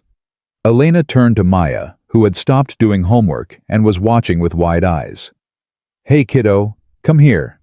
Maya crossed the room and wrapped her arms around Elena. She was still too thin, still too quiet, still carrying scars that might never fully heal. But she was alive. She was safe. She was loved. You're leaving, Maya said. It wasn't a question. For a little while, I have to finish something. The bad man, the one who hurt us. Yes. Maya pulled back and looked up at her. Those hazel eyes, their father's eyes, were filled with something Elena recognized. Determination. "Kill him," Maya said quietly. "Kill him so he can never hurt anyone again." Elena touched her sister's face. "I will. And then come back." "I will. Promise?" Elena pulled her close again. "I promise." The flight to Buenos Aires took 14 hours. Elena spent most of it reviewing Webb's file, everything they'd gathered since his exposure. Former CIA. Recruited to the commission in 1989. Rose through the ranks by being more ruthless, more efficient, more willing to do whatever the mission required. Helen had called him the 13th member. The shadow behind shadows. Now, he was a hunted man. Assets frozen. Identity exposed. Networks collapsing around him. But cornered animals were the most dangerous. Elena landed at Aziza International and disappeared into the city. She spent 24 hours conducting surveillance. The warehouse Webb had specified was exactly what she expected. Isolated, defensible, perfect for an ambush. She didn't care. Whatever trap he'd laid, she would walk into it. Because that's what he needed to believe, that she was desperate, alone, willing to die for her family. What he didn't know was that desperation and strategy weren't mutually exclusive. At midnight on the second day, Elena approached the warehouse. No weapons visible. Hands open. Exactly as instructed. The door was unlocked. She pushed it open and stepped inside. Webb stood at the center of the empty space, flanked by 4 operatives. He looked older than she remembered, more tired, more desperate. "You came alone," he said. "I'm impressed. Where is the person watching my mother?" "Safe. For now." Webb smiled thinly. "That depends entirely on how this conversation goes. So talk. I want a deal. Safe passage out of the country. New identity. Enough resources to disappear permanently." Webb spread his hands. "In exchange, I give you everything. The remaining Genesis assets. The foreign programs Helen never knew about. Every secret I've accumulated in 40 years. You think I'd let you walk away after everything you've done? I think you're a pragmatist, like your father was before sentiment destroyed him." Webb's eyes narrowed. "The information I have could save thousands of lives. Is your revenge worth more than that?" Elena was silent. For a long moment, she let him believe she was considering it. Let him believe he still had leverage. Then she smiled. "You made one mistake, Webb." "What's that?" "You assumed I came alone." The warehouse doors burst open. Reyes led a team of 6 former special operators Elena had recruited over the past month. They moved with precision weapons trained on Webb's operatives. "Stand down!" Reyes shouted. "You're surrounded." Webb's face contorted with rage. "You lied. I learned from the best." Elena stepped forward. "The person watching my mother. We found them 3 hours ago. They're in FBI custody now, along with the evidence they were carrying. This changes nothing. Kill me and my files go public. Every dirty secret the American government has buried for 50 years. No, they don't." Elena pulled out a phone and showed him the screen. "Helen's encryption protocols. The same ones she used to protect commission files. We cracked them last week." Webb's face went pale. "Your insurance policy is gone. Your assets are gone. Your leverage is gone." Elena stepped closer. "It's just you now. Just you and the consequences of everything you've done." "You can't do this. I know things. Things that could bring down... I don't care what you know." Elena's voice was ice. 37 children died in Facility Echo. 30 more almost joined them. My father was murdered. My mother spent 20 years in a cell. She pulled out her weapon. "This isn't about information. This is about justice." Webb's eyes darted to his operatives. "Kill her. Kill them all." Nobody moved. "They work for me now," Elena said. "Have for the past 2 weeks. Turns out Genesis assets are very good at following orders, they just needed someone worth following. Webb's last hope died in his eyes. Please, he whispered. I can help you. I can give you names, operations, everything you need to. I already have everything I need. Elena raised her weapon. Wait. Webb held up his hands. Your father. I knew him. I was there when he died. Don't you want to know what he said? His last words. Elena's finger tightened on the trigger, then released. Tell me.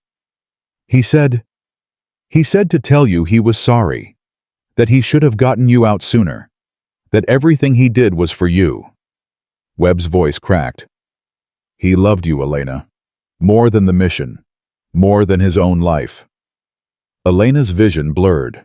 For 20 years, she'd carried her father's memory like a weapon.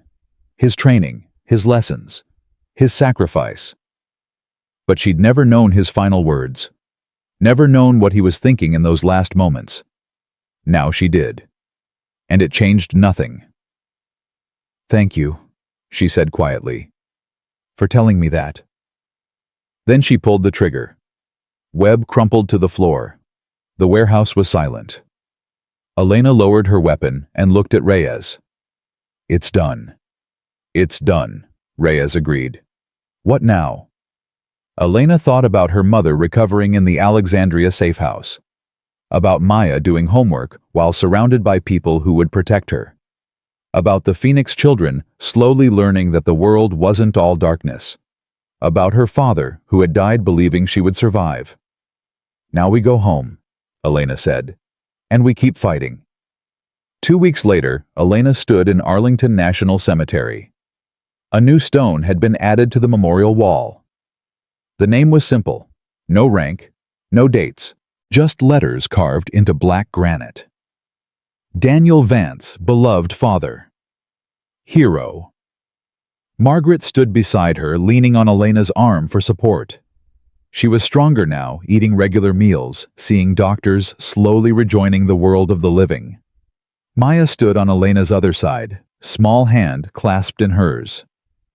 He would have loved you, Margaret said softly, looking at Maya. Both of you. He always wanted a big family. He got one, Elena replied. It just took a while to find each other. Thomas approached holding a file folder. Sorry to interrupt, but Admiral Shaw needs you back at headquarters. Something came up. What kind of something? New intelligence. A program in Southeast Asia. Children being trafficked for training. Thomas's jaw tightened. It's big, Elena. Bigger than Genesis. Elena looked at the memorial stone, at her father's name, at the legacy she was building in his honor. Maya, stay with Mom. I'll be back tonight. You always say that. And I always come back. Elena kissed her sister's forehead. That's the deal. She walked away from the memorial toward the waiting car, toward the next mission, the next fight. Behind her, Margaret and Maya watched her go. She's just like him, Margaret whispered. Just like Daniel. Is that good? Maya asked. Margaret smiled through her tears. It's the best thing in the world. That night, Elena stood alone on the oversight building's roof. The Washington skyline glittered beneath her. Somewhere in those lights, decisions were being made that would shape the world. Some good, some evil, most somewhere in between. Her job was to find the evil and destroy it. Her phone buzzed. A text from an unknown number. She read it without surprise. The commission is dead, but there are others, watching, waiting. This isn't over. Elena typed her response. I know, I'm counting on it. She pocketed the phone and looked at the stars. Her father had taught her to navigate by starlight, had taught her to find her way through any darkness. Now she was the one lighting the way.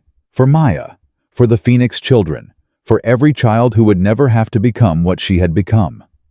The tattoo on her wrist caught the moonlight, a crescent moon pierced by 3 arrows. The mark of nightfall, the symbol of everything she'd survived. She touched it gently. I kept my promise, Dad, she whispered. I survived. I found Mom. I protected Maya. The wind carried her words into the darkness. And I'm just getting started. Elena Vance walked back into the building. The broken sword had been reforged, and it would never stop cutting.